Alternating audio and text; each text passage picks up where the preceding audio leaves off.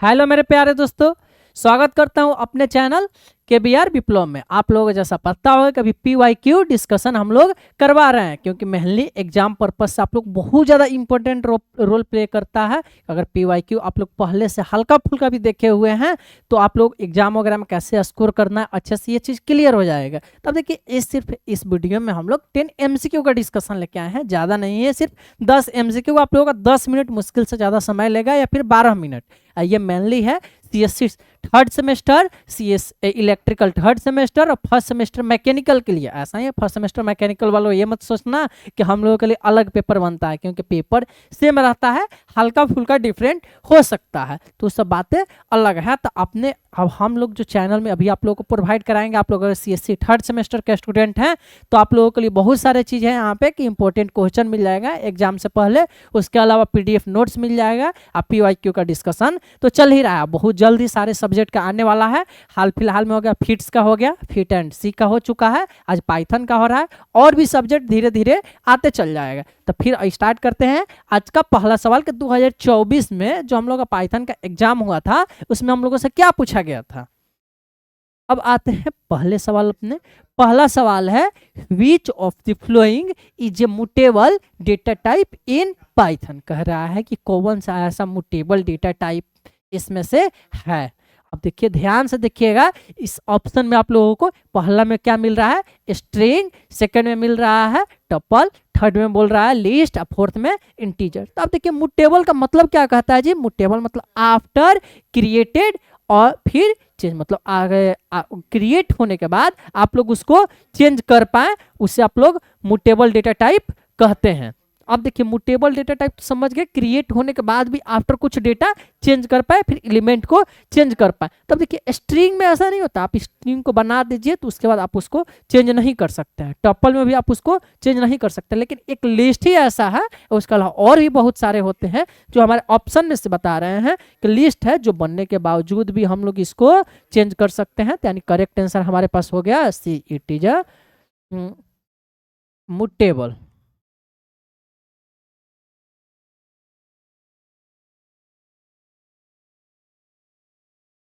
अब देखिए बढ़ते हैं अपने अगले सवाल पे। मेरा अगला सवाल है ट्रू एंड फॉल्स से पूछ रहा है, कह रहा है क्या पाइथन बॉथ मतलब सिंगल लाइन और मल्टी लाइन को दोनों को सपोर्ट करता है, या फिर सिर्फ सिंगल लाइन या फिर मल्टी लाइन का सपोर्ट करता है। तो आप लोग भी जानते हो ये कमेंट कहते किसको है। कमेंट मतलब हमको अगर प्रोग्रामिंग कर रहे हैं, लाइन से कोई भी चीज़ें लिख रहे हैं, अनवांटेड चीज़ आ गया, फिर प्रोग्राम का कुछ डिस्क्रिप्शन लिखना चाहते हैं कि यहाँ से लूप स्टार्ट होने वाला है, फॉर लूप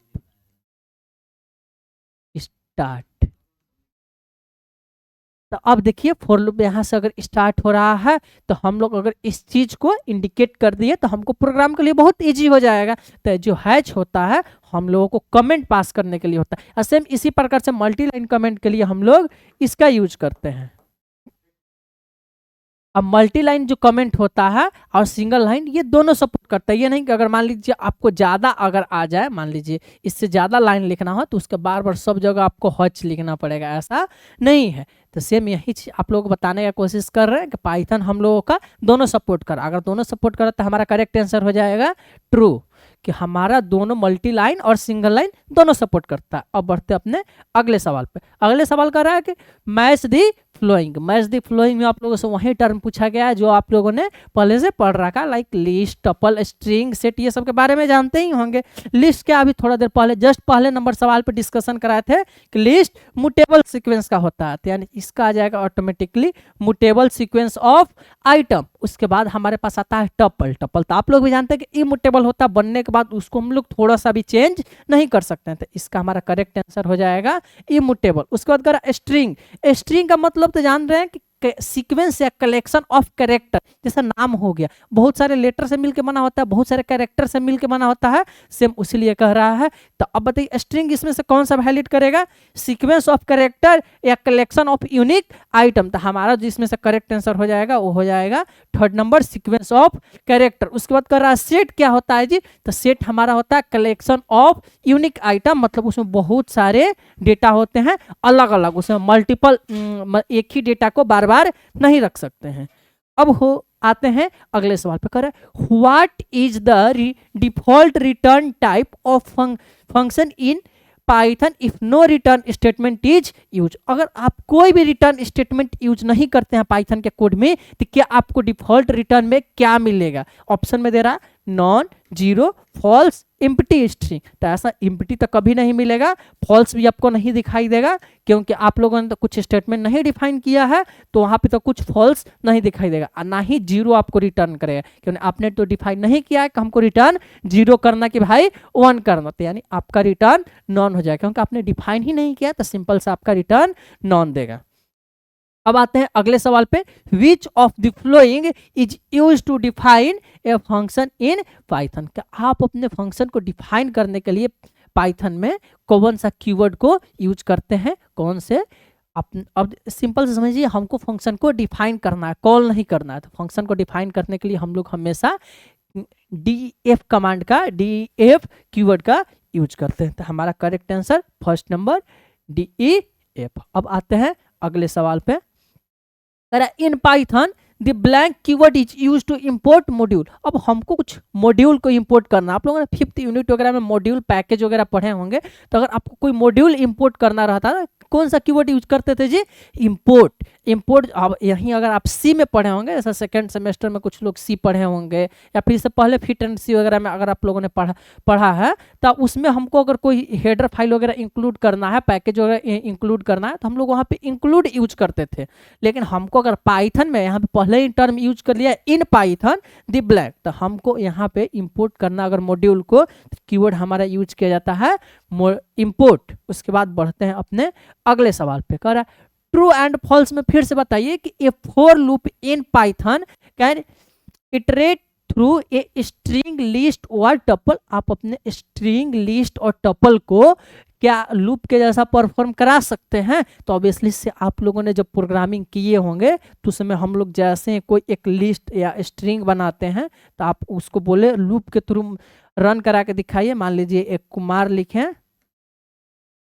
इसको बोले कि फाइंड करिए कि इसमें से 0 1 पोजीशन पे कौन सा है, तो ऑटोमेटिकली लूप के द्वारा निकाल देगा। या फिर ऐसा कहें कि लूप के मदद से सारे 1 by 1 एलिमेंट को प्रिंट करिए इंडेक्स वाइज, तो उसको भी ये प्रिंट कर देगा। तो यानी कि हमारा ये स्ट्रिंग को भी सपोर्ट करता है, सेम उसी प्रकार से लिस्ट को भी सपोर्ट करता है, टपल को भी सपोर्ट करता है हमारा लूप। इसमें आराम से अपने लूप को परफॉर्म करवा सकते हैं। अब बढ़ते हैं अपने अगले सवाल पे। अब देखिए इसमें कह रहा है कि फाइंड करिए तो इनमें से कौन सा सबसे ऑड लग रहा है, या फिर कहिए इसमें से कौन सा सबसे डिफरेंट है। तब देखिए हमारे पास ऑप्शन है इफ, व्हाइल, फॉर, प्रिंट। अब देखिए फॉर और व्हाइल तो समझ में आ रहा है कि ये लूप स्टेटमेंट है, और इफ भी कंडीशनल स्टेटमेंट। तो ये तीनों एक स्टेटमेंट है, कोई लूप स्टेटमेंट है, कोई कंडीशनल स्टेटमेंट है। बट जो डी नंबर हमारा है प्रिंट, ये सबसे अलग, इसका काम होता है सिंपल सा प्रिंट करना। ये ना कोई कंडीशन को जांच करता है, ना ही ऑपरेशन को परफॉर्म करवाता है। ये सिंपल सा करता क्या है, तो सिर्फ आउटपुट करता है। हम जो बोले उसको same as it is output करता है। तो ये जो हमारा अगर इसमें से पूछ रहा है कि सबसे ऑड कौन है, तो हमारा करेक्ट आंसर हो जाएगा